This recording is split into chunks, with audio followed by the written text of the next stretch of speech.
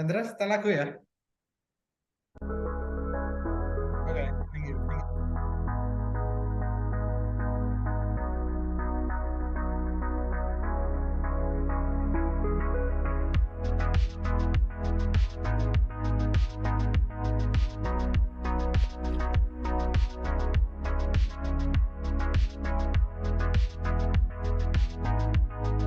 Thank you. Websites.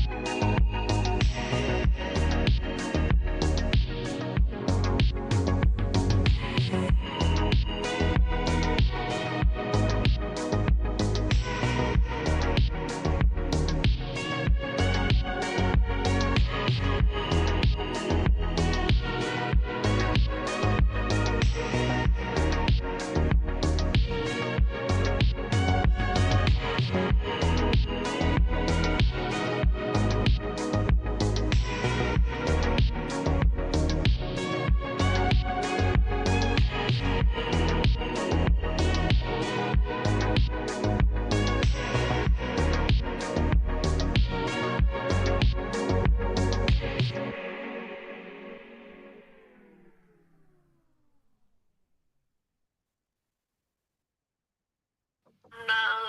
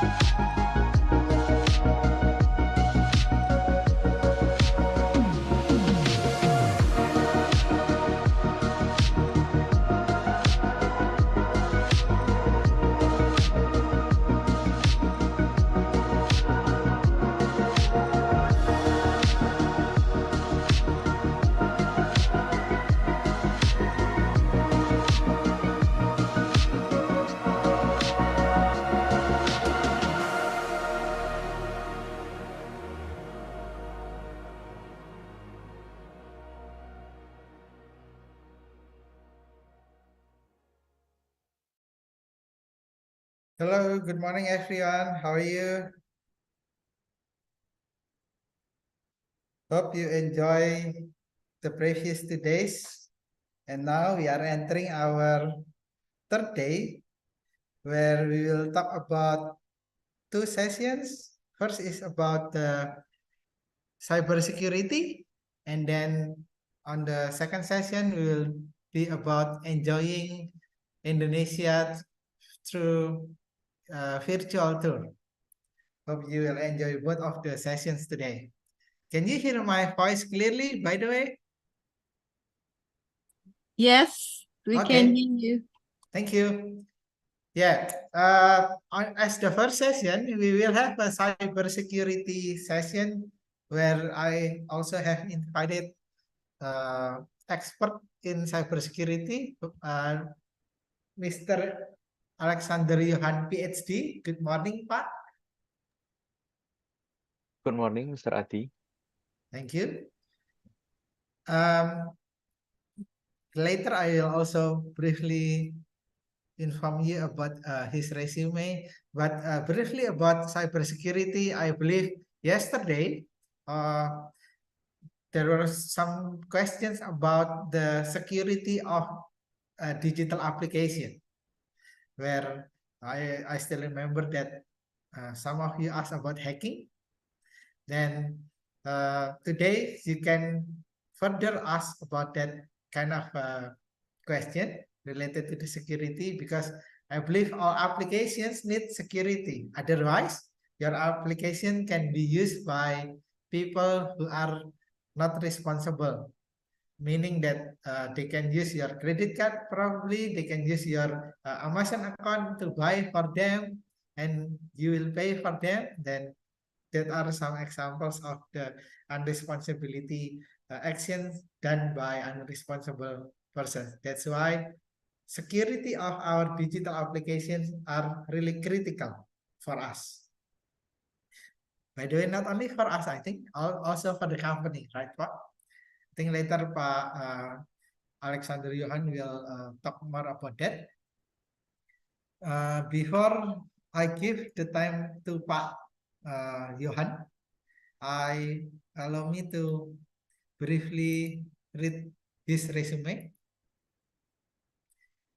Okay, Mr. Alexander Johan, PhD, earned his doctorate degree from National Taiwan University of Science and Technology (NTUST) Taiwan in 2019 in Information Management Study Program.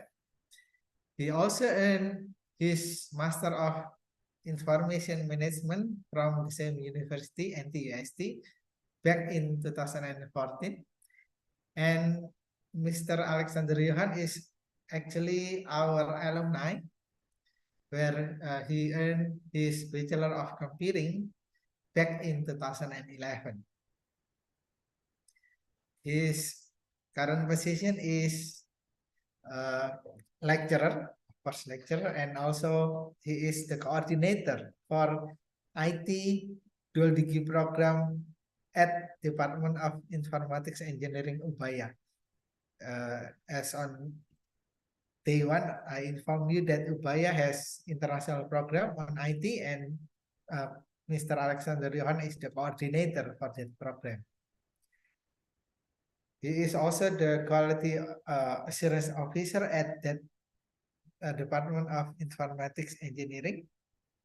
He is also academic advisor at the Department of Informatics Engineering. Since 2021, after he graduated from NTSD, he was appointed as assistant professor at Department of Informatics Engineering.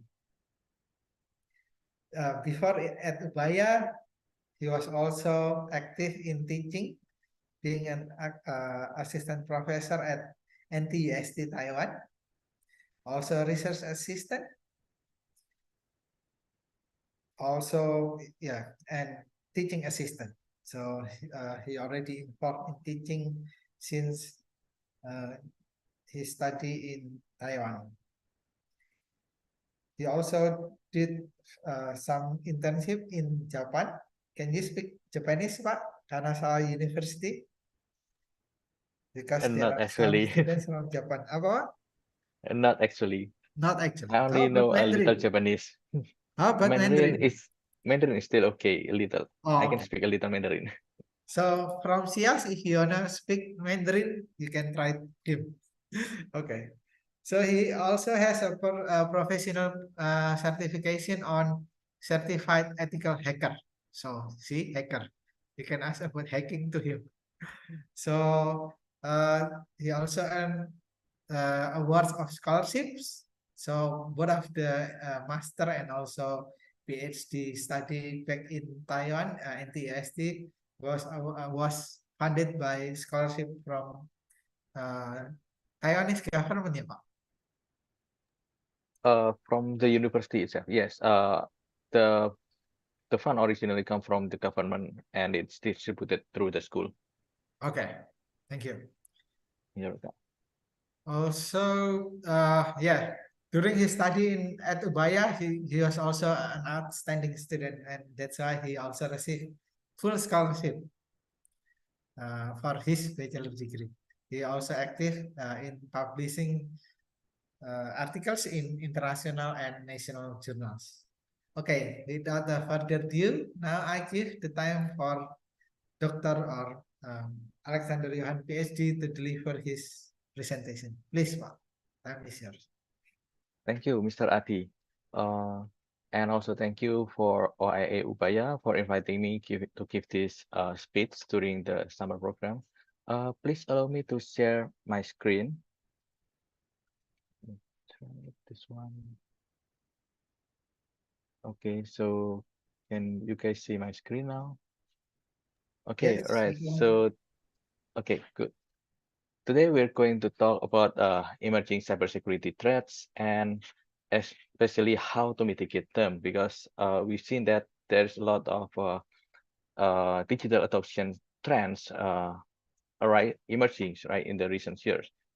Okay, so this will be the overview of my speech today. So we'll see what will be the trend of the digital transformations in the current workplace. And then later on, we'll see what are the issues faced by this company during this digital transformation. And then what will be the consequences of the threats of cybersecurity threats and what are the currently emerging threats and also some recommendations that we can take to prevent these threats.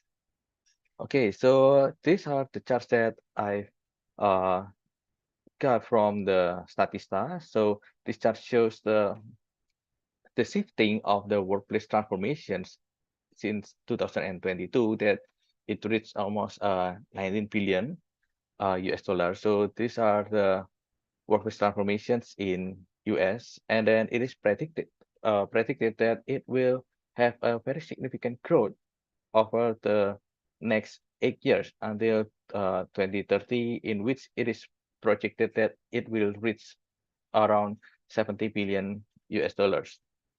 So this shifting of workplace are mainly uh, targeted to improve the working practice with increasing flexibility, efficiency, and sustainability. And especially, this can be achieved through the adoption of digital technology and mostly through the cloud computing technology.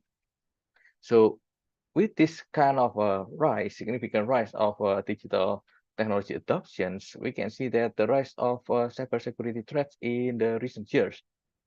So this data is the number of data records exposed in the worldwide from the first quarter of 2020 to the first quarter of 2023. So this is in millions. We can see that around in the third quarter of 2020, we see that around 125 million data records were exposed. So this the leakage of users' data from who use these digital technologies such as the apps YouTube, Facebook, uh, the email service providers like Gmail, Yahoo Mail, okay. And most significant cases of data breach worldwide as of 2023 are recorded in the number one, the largest one coming from the Camphor data breach, which happened during March 2020, in which around 11 billion users records are exposed to the hacker. So the hackers breach the security, the company IT system, and then release the users data through the dark web of the internet. And then the second largest of data breach occurs actually in 2013. So this happens in one of the big IT company, IT service provider at the time, Yahoo. So so in 2013, Yahoo claimed that they lost around 1 billion users account of the Yahoo Mail's account, but after some uh, more detailed investigations, it was known that in 2017, actually, the breach that occurred in Yahoo in 2013, they lost around 3 billion user accounts. So it's not only 1 billion. So it's quite big, this number. And then let's see this next chart shows what is the average cost of data breach in worldwide. So from March 2022 to March 2023, so we can see that the cost of data breach in the United States, we can see here United States placed the first place. So it lost around uh, 10 million US dollars. So this was the damage suffered by the company who uh, suffered these data loss incidents. And then next followed by the Middle East and then Canada. And then we've seen that especially in the last year, I saw that in the news several countries like in Australia, several countries in Europe, UK, they also suffer cybersecurity threats, and recently a lot of ransomware spread out. And what are the most threats, the most type of attacks carried by this kind of attackers, the so-called attackers during their attacks? So mostly we can see that um, most characteristic this attacks happens because of the system interaction, and then how come this system can be compromised by the attackers. So the attackers usually they will use the social engineering. So this is one of the basic and traditional method that will be used by most attackers to gain important information from their target, from their victims. So for them to be able to access the system, they need to know what are the credentials that their target or their victim use. Let's say maybe what are the important characteristics like birthday, the address, maybe the victim's spouse name, the spouse birth date, and so on. And then the secondly, we can see that uh, from this chart, we can also see that around 73% personal data are being misused. So it can be this kind of misuse can be coming from the company who collects the personal data. So I believe that every one of you already have a Facebook account, right? So this kind of company, they collect your personal data, and then most likely uh, some of these unresponsible, not only in Yahoo, sorry, Facebook, I'm not saying Facebook, okay, maybe in some other company also provide this kind of a digital service for you. Some of their irresponsible employee, they might uh, misuse the privilege that they have to access to your data, and then maybe gain some more information about you, and then misuse the data, sell your data, let's say to their partner company for advertisement. We've seen a lot of this kind of practice until in 2017 or 2018. So many countries in Europe, they become aware of this kind of privacy issue, and then they start to release the GDPR. Okay, we've seen what are the trend of the cybersecurity, what are the attack vectors, and then what are the costs, right, of this data breach. And then let's see in general, what will be the consequences of this kind of sensitive information loss. So first and foremost, so there will be a credential theft. Okay, so before the attackers can launch a even more disastrous attack, they need to gain access to the system. So how can they gain access to the system if they don't have your credential? So they will try to steal, let's say, the employee username and password, and then to be able to gain access to the system, and then later on they will try to escalate their privilege, their permissions within the system. And then why do they want to do this kind of privilege escalations? Because they want to obtain an even more valuable information or asset from the so-called targeted organizations. So once the attackers able to get higher privilege, they will be able to steal a more valuable asset for the company who provide this kind of digital service. So loss of critical data. So first and foremost will be all the users' data can be stolen, and then maybe the transaction record. And then if let's say the attackers is good enough, even the attackers can know, let's say maybe the business strategy that maybe the company will employ for the next term or to beat the competition.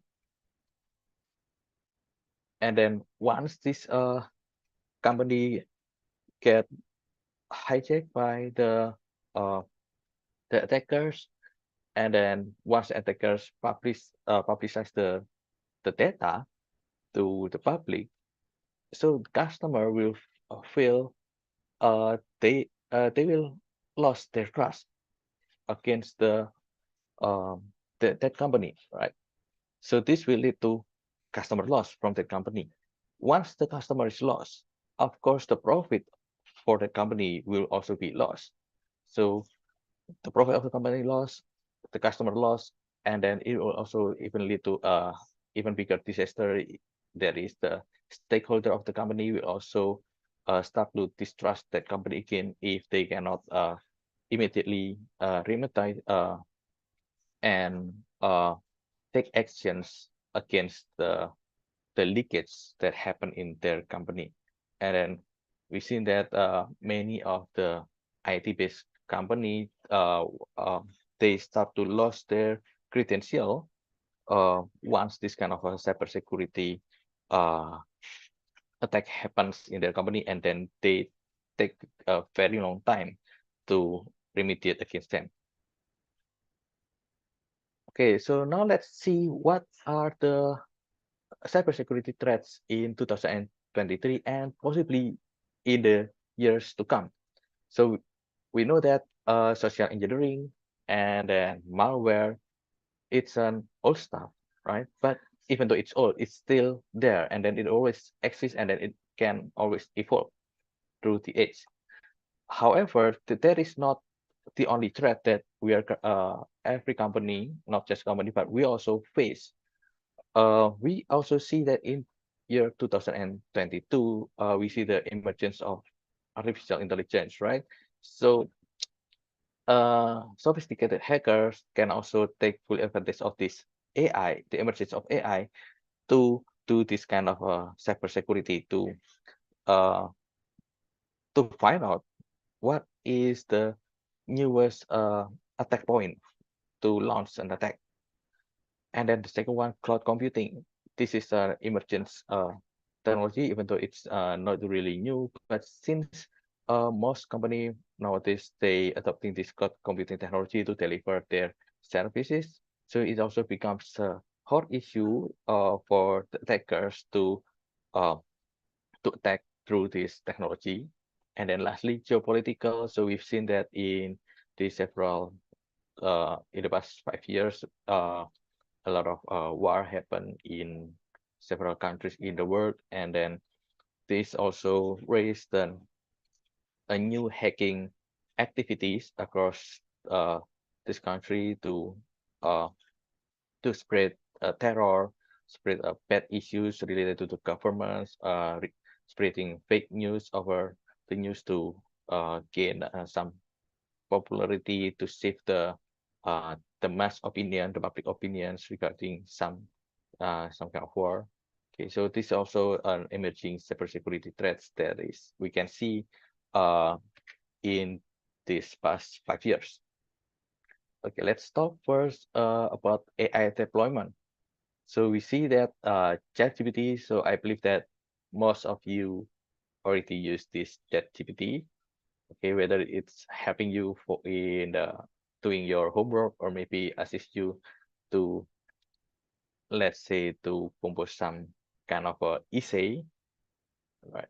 Or maybe some other usage. Okay, but actually ChatGPT itself, we can also use this ChatGPT for very cybersecurity domains, such as for bug bounty and penetration testing.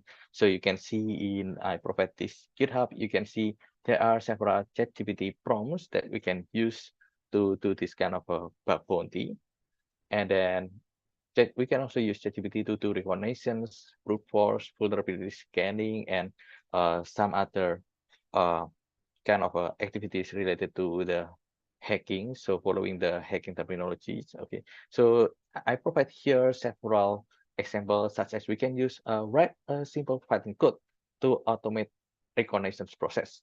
Then ChatGPT will give us the code, a Python code, a working Python code that we can use to automate this kind of reconnaissance process. And then we can also ask ChatGPT, let's say we want to find some uh, vulnerability in the system, okay, but we don't want we don't know how to do it. We can also ask ChatGPT to help us to create this code to do this vulnerability scanning. So of course, this is not only limited in the Python programming language. You can also ask ChatGPT to help you using some other programming language. So this is a sample that I did, and then asking Python to create some Python codes to do automatic recon, and then ChatGPT actually provide real working code. So of course, some of this code need to be changed later on, and it is workable, and then we can use it. So, but beware that we need to be very careful when we want to do this kind of act, right? So don't because this kind of unauthorized act and illegal. So when you want to try this code, so you need to be make sure that you can try it on your own system, which you have a full authorization of that full authority over that system, or let's say you are really employed by some organizations to carry out this kind of ethical hacking activity. So you can try that, but don't use the code on your own discretions because it's illegal. Even nowadays, previously I saw in some articles they say that ChatGPT can even help us to create a sophisticated malware code. But uh, last week I tried it, already been blocked by the OpenAI organization. So they actually provide an extra measurements to provide the creation of harmful code or unauthorized and illegal access to create this kind of activity, because I believe that they also facing a lot of lawsuit in regard of this capability that their system can provide. Yeah, this is one of the threads actually published in the dark web. So so this data I get it from the report from the Deloitte. So some attackers publish source codes actually created by ChatGPT in C# programming language to create the uh, cryptocurrency attack. So to duplicate the cryptocurrency, and then ChatGPT even give us the step-by-step how we can install the program, how to launch the program, and what we can expect, what kind of data that we can get. So everything can be provided by ChatGPT. And some other samples, we can also even use, previously I mentioned that we can also use ChatGPT to do social engineering attack, right? In which we can try to create a fraudulent email to trick, let's say, our supposed victim. So previously, how many of you ever received this kind of scam emails, like saying, okay, I'm an attorney from some prince in, let's say, Africa, or maybe in some country in Middle East, and then uh, there is some letter saying that you are a distant relative of this princess, and then this prince leave a huge amount of money for you, but in order for you to obtain that money, you need to give some several information for us so that we can process uh, the legal, right? So actually, we can also ask this to ChatGPT to help us create this kind of fraudulent email. So this is samples that I tried. Okay, let's say nowadays, I asked ChatGPT to help me create the um, lottery announcements for some e-marketplace users, saying that, okay, tell some users that he or she won the lottery, and then he needs to claim the prize. And then in here, ChatGPT provides the basic template that I can later on use this to change some of the information with my targeted company. So I can choose any kind of a e-marketplace that's available right now. It can be Amazon, eBay, or maybe Shopee, or some other e-commerce. So what's the purpose? I can trick the users to get the users data, or maybe some other bad motive. Let's say I want to damage the reputations of some specific e-commerce company. Let's say that e-marketplace company. In case, let's say I don't like that e-marketplace. Okay, let's say I want to damage their reputations. Then I can also create this kind of fraudulent emails saying from one company, tell their users they get the lottery, and then I can change some informations. Let's say in here, give the login informations. I can just create a simple login page that later on will collect the user's data. The similar login page with, let's say, one of the with my targeted e-marketplace. And then the user that got tricked, they will enter their login information. And then I get the user's informations. And then I can try that data, the credentials in the real marketplace. And then do some other malicious acts. Another threat that we've seen is also uh, in the malware. Okay, so in 2022, web malware, and also malware as a service were on the rise. There are several examples such as Ave Maria, Kerberos, NG-Red. Okay, so one of the prominent malware attack that happened in 2022 were carried by this web malware, in which it can wipe all data from the computer or server or drive backup storage, even data in the system boot section. So this malware at the time it's even more dangerous compared to ransomware, because for ransomware, what it does is only encrypted the data stored in our uh, hard drive or in the server, and it can be decrypted back to the original data. But wiper, it does even terrible things. The data that get changed by this wiper cannot be reverted back to the original form. So either it's deleted or it is changed to some really other data, a totally different one. Okay, and then also malware as a service. So attackers also take fully advantage of the dark web to sell their service to provide customized malware to attack some system. Okay, so for example, here, Kerberos is banking trojans that target Android devices. So this Kerberos, what it does is keylogging. It appears as a Android APK, and then it offers keylogging. So any activity that the users do, any kind of like, let's say the users texting something, or maybe the users tap on someplace on their smartphone screen, it will be recorded by these Trojans. And also it will also list the SMS, sending and forwarding message, and then collect contact list in the targeted smartphone, and so on.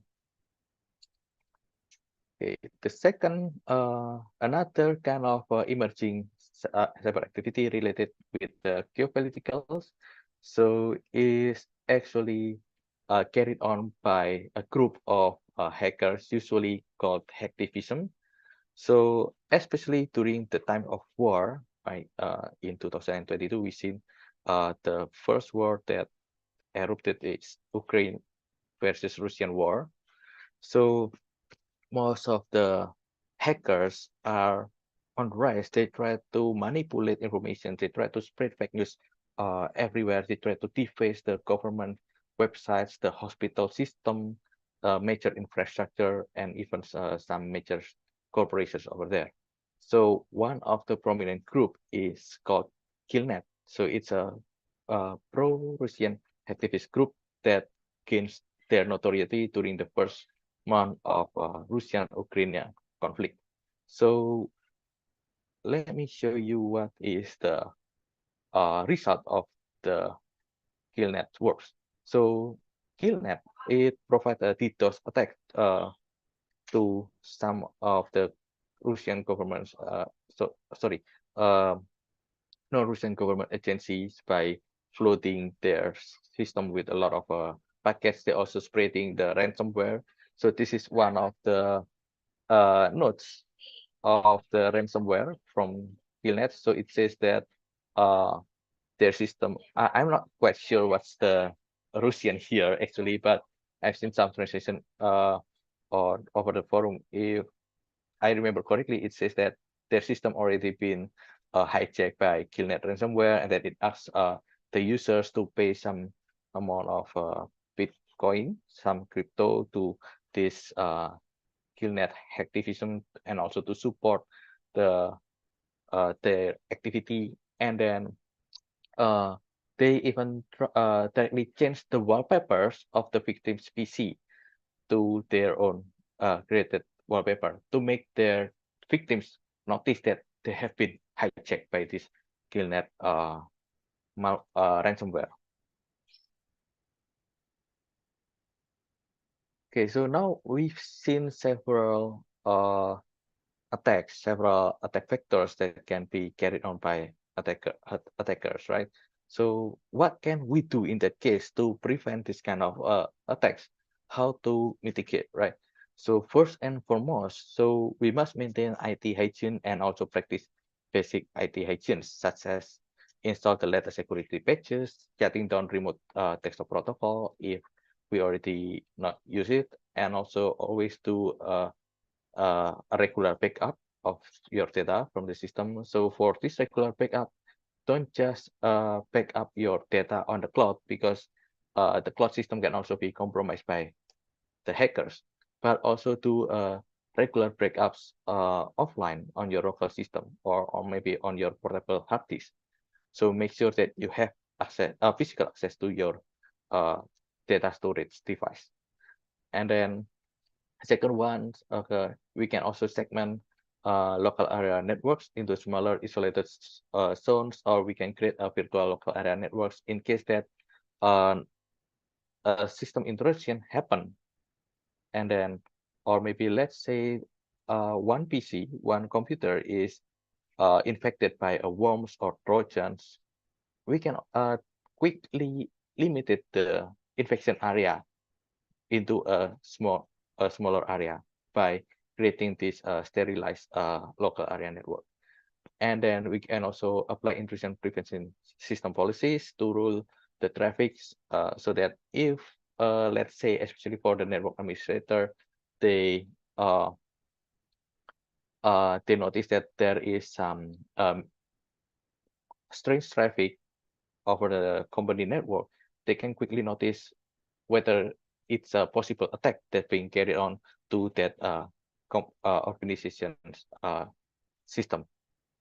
Okay, and then we can also use endpoint detections and also response tools to help to prevent the spreading of the worms, bots, or maybe the access gained by the attackers. And then we also must implement ongoing cyber threat educations, especially for the users, because most likely the employee in the company, they don't really aware about this cyber threat. So as an IT guy, or maybe IT focused guy in that company, if you are coming from the IT major, so I believe that you should know what you can do to prevent this, but not all users are aware about this cyber threat. So therefore, as someone who are familiar with this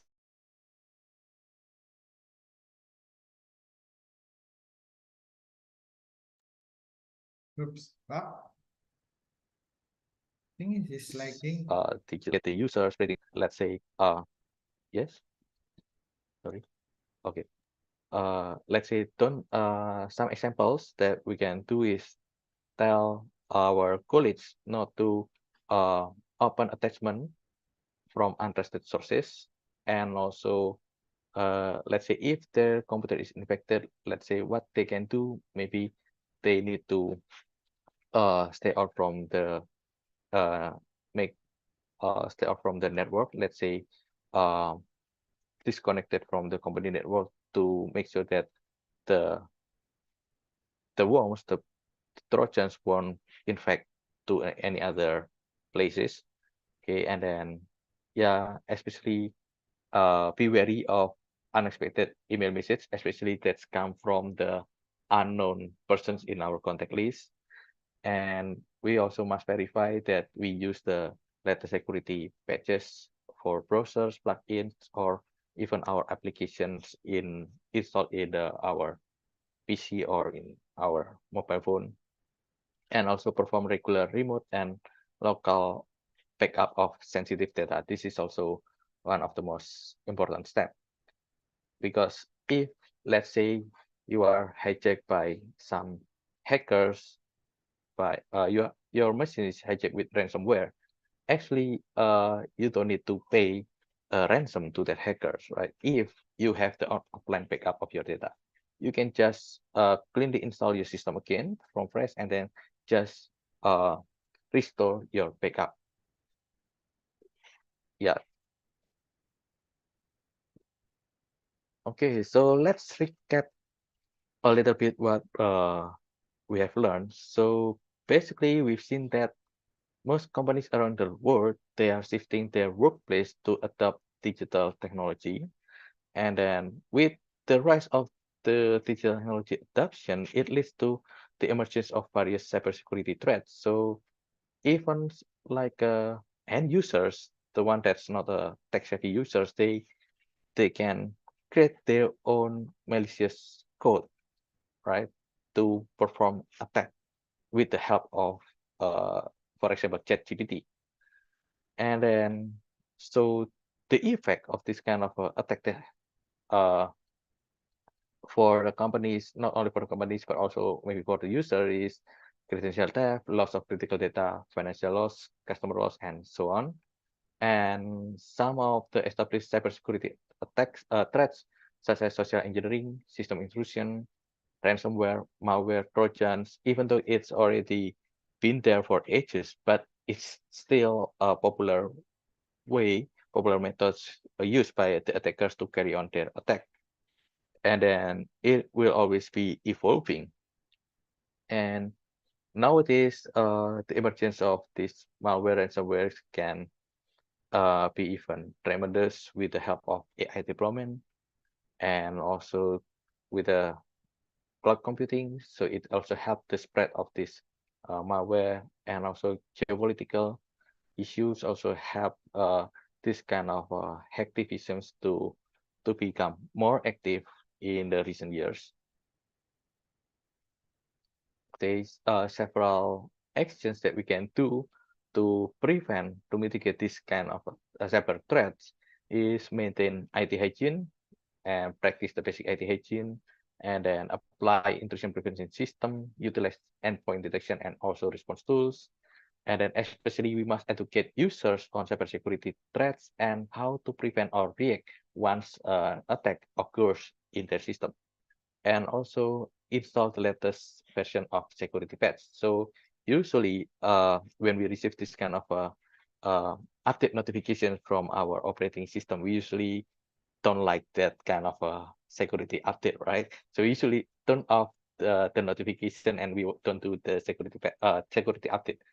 But it is not a wise move, because why do they release the security update? Because their cyber team already uh, observe there is a leak in their old system, and then they try to remove the leak, the backdoor that can be utilized by the attackers to gain access to your system. So by installing the security update, at least we close the existing backdoor, and then we make it difficult for the attackers to gain access to our system.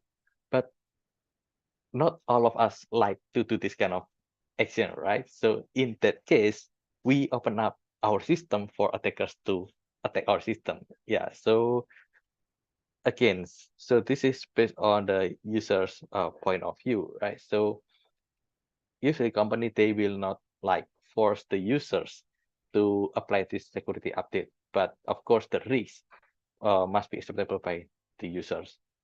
Uh, yeah, there are things that we can do, and some of the references, if you are interested with the materials, you can uh, get the data from here. So I provide some informations in this slide, and also the GitHub if you want to get some samples of ChatGPT prompt message in case to help you to create some kind of a fraudulent emails, or maybe if you want to learn about cybersecurity, right? Not launching an attack, right?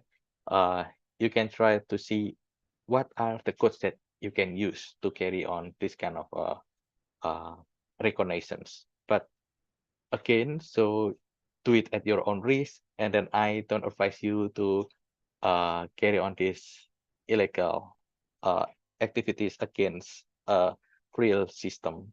So if you want to learn, so you can set up an environment and then try it on your own environment. All right. So thank you for listening. In case if you have any questions. Thank you, Pak.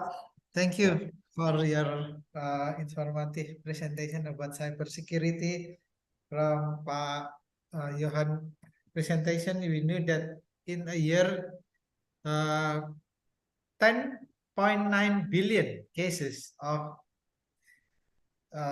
cyber fraud happens, right, Pak? And then Right. it also distract cost loss of million of US dollar in terms of the money. And Yes. then at the last of his presentation, Pak Johan also reminded us to always install update our security patch, because that patch is always updating and try to uh, close or minimize the leak that happens because of the new, I think the new attack. Then that's why the patch needs also to be updated to be able to uh, attack the attacker, I think, right? Okay, now there are three questions already, Pak.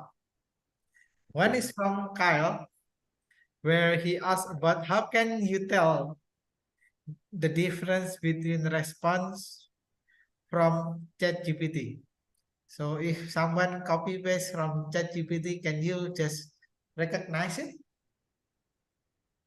Well, on the first glance, it will be quite difficult, but for an expert in that field, they should be easily able to notice whether the response is coming from a human or coming from the AI.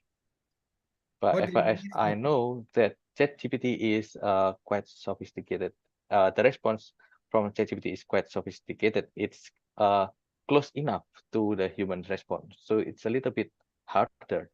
Let's uh, let's say, for example, the Python code produced by ChatGPT, right? ChatGPT can generate like a general Python code, but of course, it might not be the correct one. We need to make some adjustments, such as, let's say, the IP address, or maybe how we can uh, make a connections with a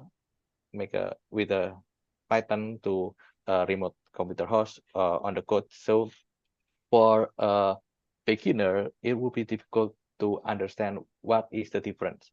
They might think that, okay, the response from ChatGPT is the correct one, we can directly use it. But for an expert programmer, especially one who already get used with coding in Python, they will notice whether the code is workable or not.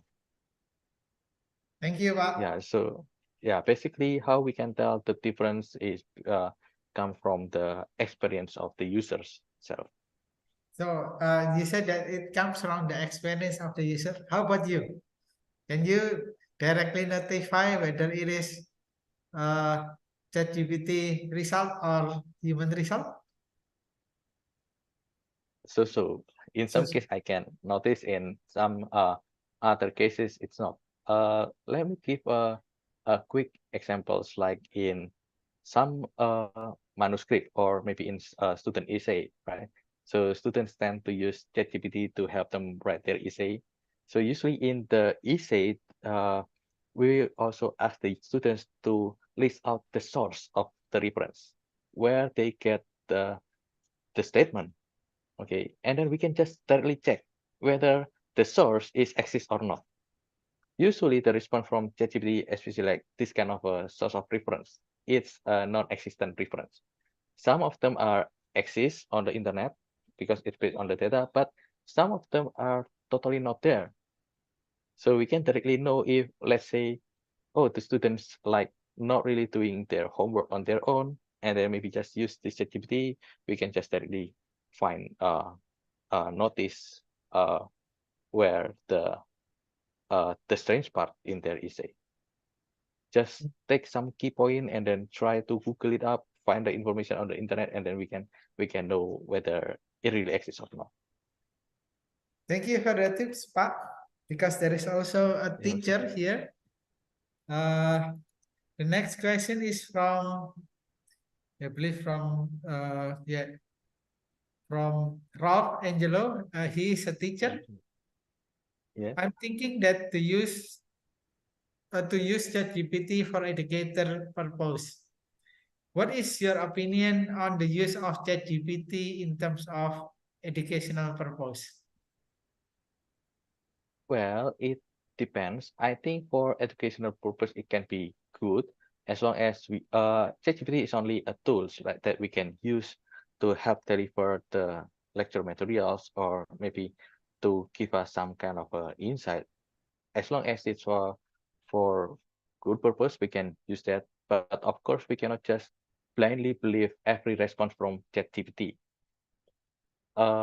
We don't forget that we also need to double check the response from the ChatGPT whether the response, the knowledge that ChatGPT or not the knowledge, the response from ChatGPT is really correct or not.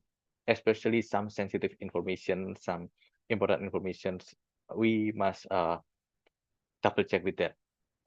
Even I in some of my lecture also utilize ChatGPT to help me. So like provide some explanation or maybe like provide an example for the students in the easy to understand language.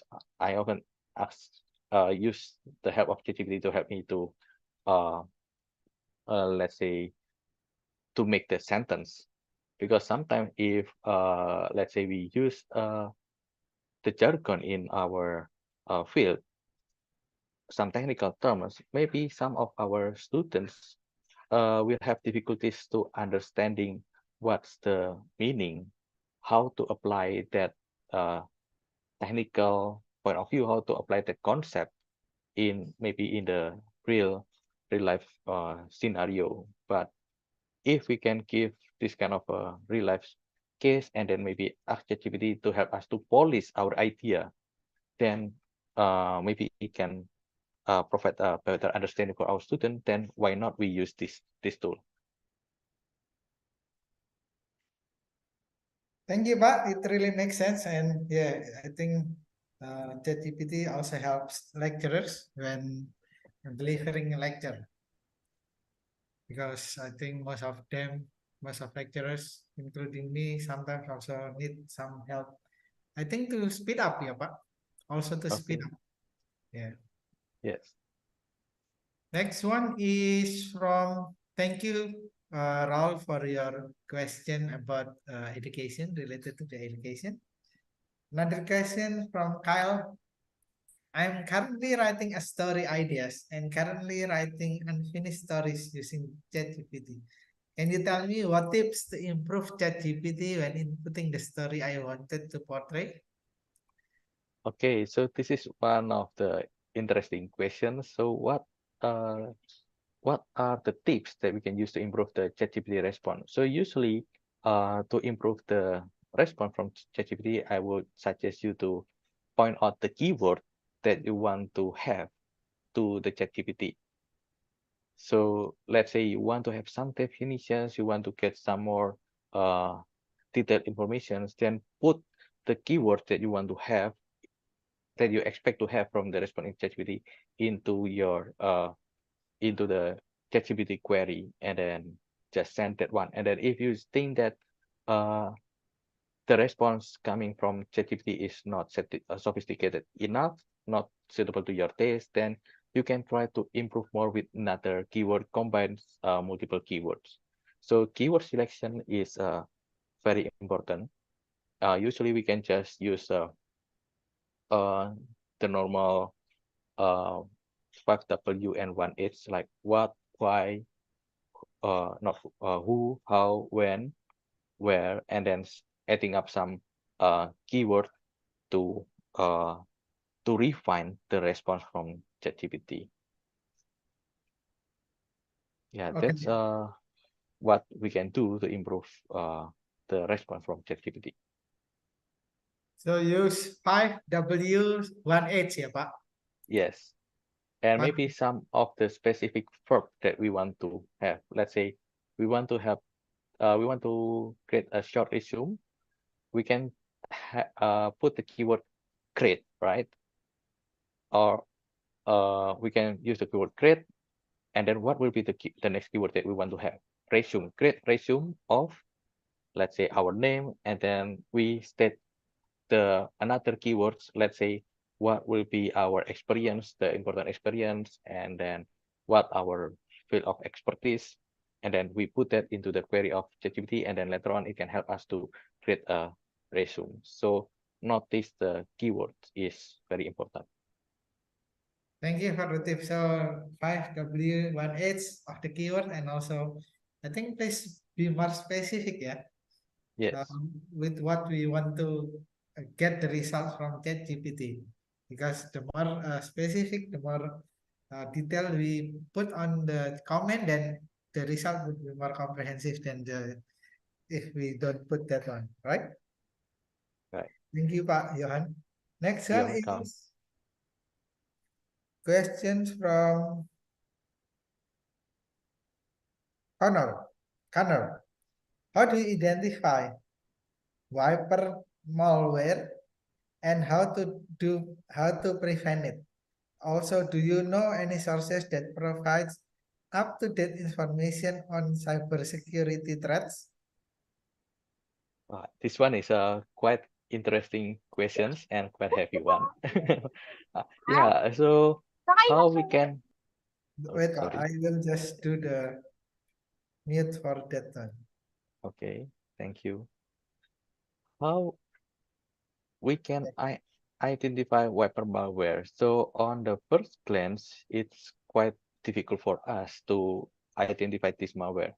So the best bet that we can do is we use antivirus software, anti-malware software, and most of the recent software, they also provide the latest security patch, the malware signature.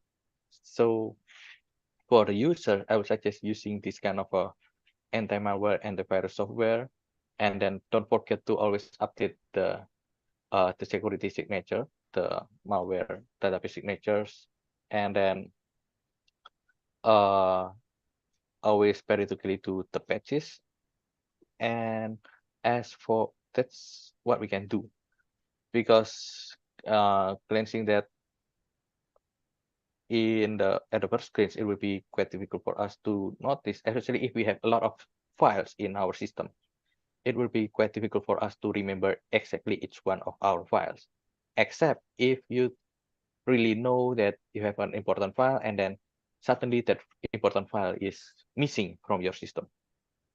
Then you can suspect several things, maybe the infection of malware, worms, or maybe uh, deletion by mistake. So there are a lot of possibilities, but you can further refines your analysis through the report of doing the system scanning using this kind of antivirus software. And then about the up-to-date information on cybersecurity threats, so there are a lot of sources that we can use, especially one of them is the blog from this kind of a cybersecurity offered by cybersecurity company. One of it is coming from Trend Micro or some of the companies like You might type in the Deloitte, chat box, Pak. Accenture. I Oh, think for okay. the website address, so it help Connor to try to click it. Okay, so you can find it on the blog of uh, antivirus company. For examples, grow if they have if they provide the blog. So usually these are free to access, and then some other is the forums on dark web. Okay, exploring the forums on dark web. So usually many hackers will do their activity on the dark web. So of course, this kind of information we cannot get it on the surface. If you just normally Google or using Firefox, you cannot obtain this kind of information. So you need to dive into the dark web. But don't dive into the dark web using just your normal browser. You will not be able to do that. You need to use another browser called Tor, Tor browser. Okay, Oh, and okay. then yeah, Tor. And then one thing to notice is that when you surf the dark web, don't ever reveal your uh, information. Okay, don't ever reveal your sensitive information, your real information. Don't reveal your real name, your birth date, maybe your spouse informations, your parent informations. Okay, because everything can be tracked. Everyone over there, you cannot trust everyone on the dark web. You can gain informations, but don't really trust others that provide you, especially something for free. Okay, so you always need to be stay vigilant over there. Wow, that's cool. Like a movie. Yes. Yes. Okay. Thank you, Pak. Frankly, this is my first time to know browser called Tor. And so this browser is specially uh, offered for accessing the dark web. Yes, I it's see. a special like specially designed browsers to serve the dark web. I see. Wow, Yeah. that's good. Okay. Thank you, Pak. Thank you, Connor, You're for your welcome. interesting question, which makes Pak Johan reveal this secret of accessing dark web. Okay. Next is from Wilner. In my opinion, having and using ChatGPT has a big impact in doing activities. But as a user, I use it as a guidance to make statement easy to understand. Okay, thank you for your opinion, Wilner. Yes. Then next one, Muhammad Dayat from Hindustan. My question is, how are advancement in deep learning techniques impacting cybersecurity? Okay, this is a good questions too. So in the recent research, most of the deep learning techniques are used to improve the intrusion prevention system or intrusion detection system. So they let the system, they create a model to learn about the network traffic, and then later on, this model will be used um, to learn and then to be noticed in case if there is some uh, malicious activity over the network, over the traffic. And then most likely that's the thing that we can the most recent research that I have read so far, and some of them can also be used uh, uh, to derive the possibility of the future malware, the variations of the existing malware.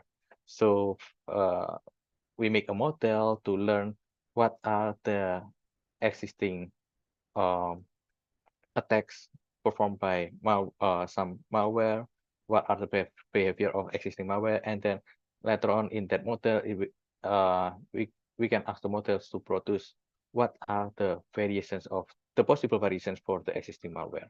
So there are some of the advancements that I noticed lately in recent years. Yes, of course, it's not just limited to in that directions. There's also some other possibilities that we need to do further research on that. Thank you. I hope this answers your question. Thank Yes. you. Next one is from Rosalinda. Can you elaborate what is IT hygiene? Yeah, I saw it in your slide. And how we can Okay. hide the intrusion prevention system and endpoint detection and response tools.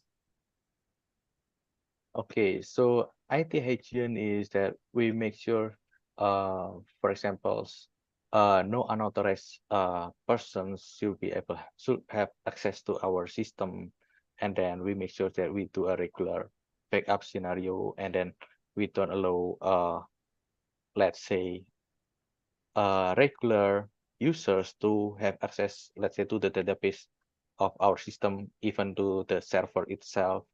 So there are some practice that uh, we can take, but of course it's not just limited on that. So there are several sets of procedures you can Google it up for that informations what we can get. Okay, and then about the intrusion prevention system and also endpoint detection and response tools. So user it's similar like antivirus software. You just need to as far as I know, you can just download the purchase a system and then apply it on your system and then make some configurations that is suitable with the needs of your organization.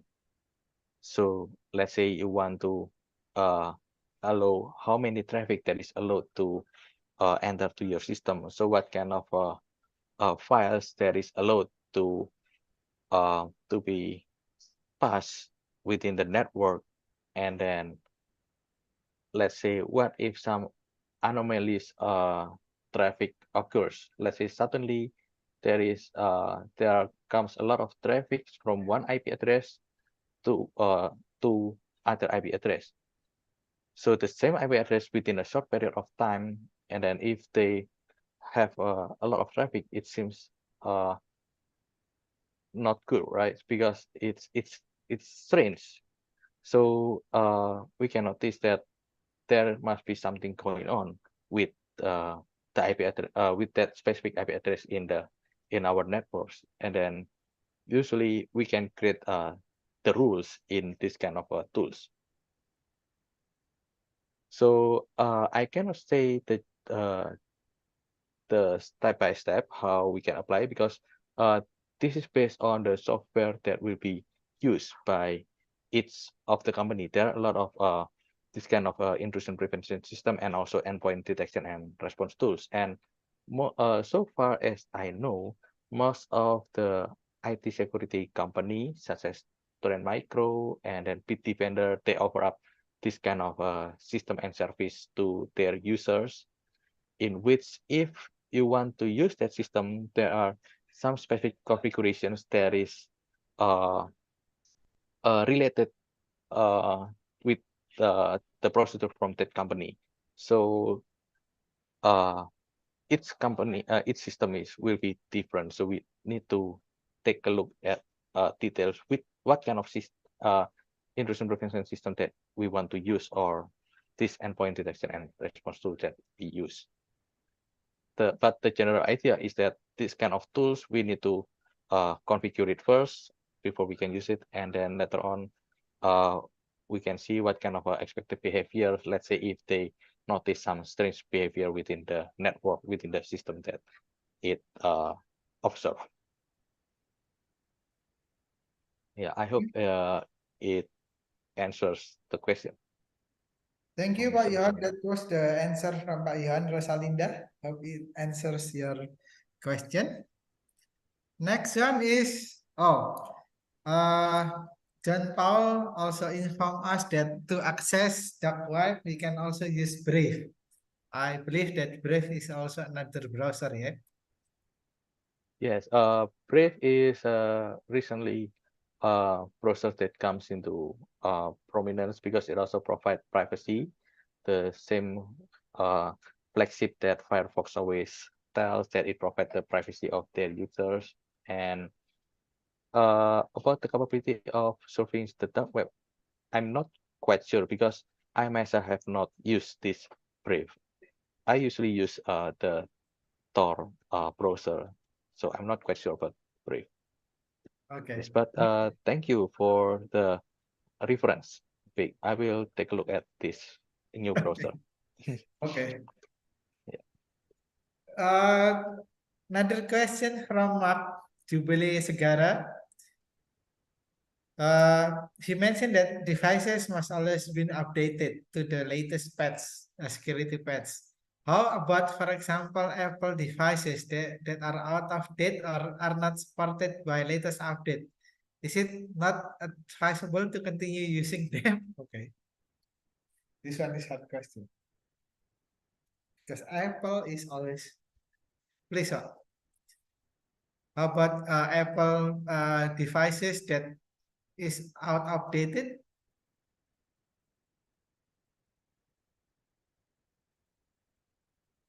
You think he's lagging? Test.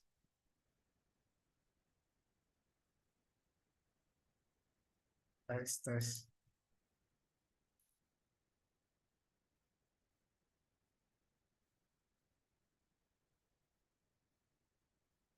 Test, Pak. Sorry, Oh, Mr. IT, I just get disconnected from the network yeah, earlier. no problem. That's why Yes. I thought you were lagging. Yeah, how Yes. about Apple? Apple devices that are out of date. Right. So obviously, what I this kind of a tech company, they would want their users to always use the latest of their product, right? So they don't want the users to always use outdated device because they will not make profit from that.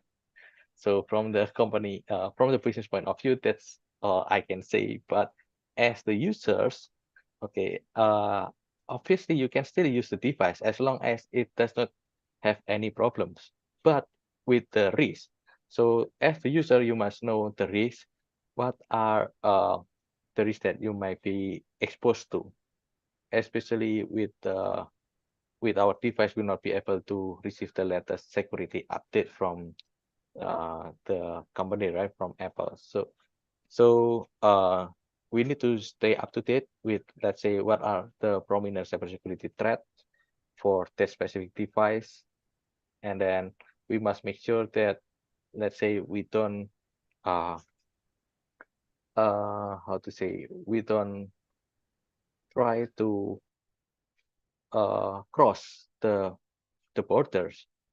Let's say, for examples, I believe that Apple already create their own ecosystem of the app ecosystem, right? We cannot just install app from untrusted sources. We can only install app from their app store. So this is one of the mechanisms offered by Apple to make sure that their app ecosystem is safe. But does it mean that all the application is safe? Well, I cannot say for sure they are 100% safe. There might be like maybe 1% or less than 1% error in which their app maybe contains the malware. But I believe that since they provide this kind of a closed system, they already have this kind of their IT security team to investigate, to analyze whether the app codes created by the developer is safe to be distributed to their phone users. But if, let's say, you use a jailbreak versions of the device, so that does not the normal way, right? So that is out of question from the Apple. They will not take responsibility on what kind of bizarre behavior that you might have, because you can install anything on a rooted or jailbroken device. So in that case, again, so you need to know what you do with your device, and then, yeah, don't cross the boundary. Let's say if you don't know the sources for that app, so it's wise for you to not install that app on your phone.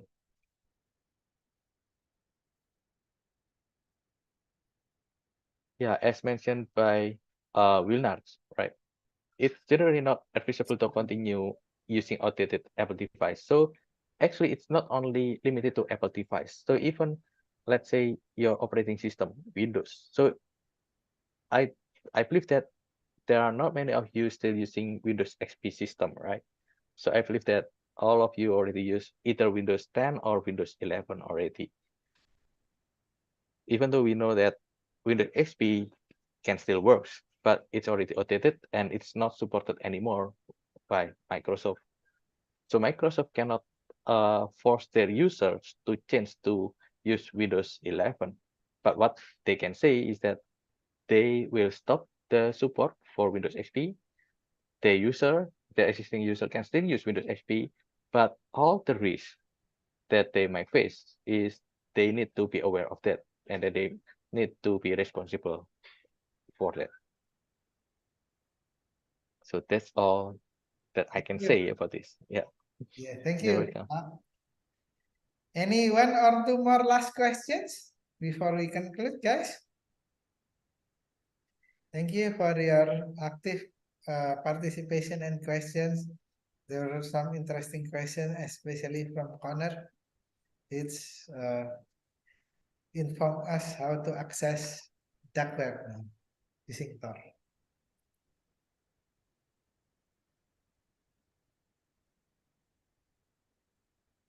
Okay. Oh, Pak, would you mind to share the PPT to us? You can Oh, also, sure. yeah, you can also share in this Zoom, which Okay. Wait. participants can directly. Let me share the PPT. So this is the PPT of PowerPoint of Pak Johan, where you can directly download it. No problem, Connor. Your question was awesome. It opened our eyes about dark web. Okay.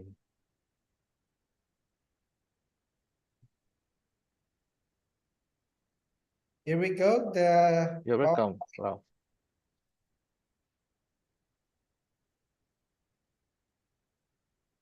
Please feel free to download it, guys. Also for other two, not two, other presentation, we will share it once via email once we got from the speakers. Yeah, if you have further questions, you can also send an email me, which I provide the information of my email at the end of my PPT over there. Thank you, Pak. You're welcome. Okay. If there is no more questions, so I think we can conclude our session for today. Hope you enjoyed this session and hope this session will be useful for you guys. I don't know, Sandra, do you want to take some screenshot? If so, you can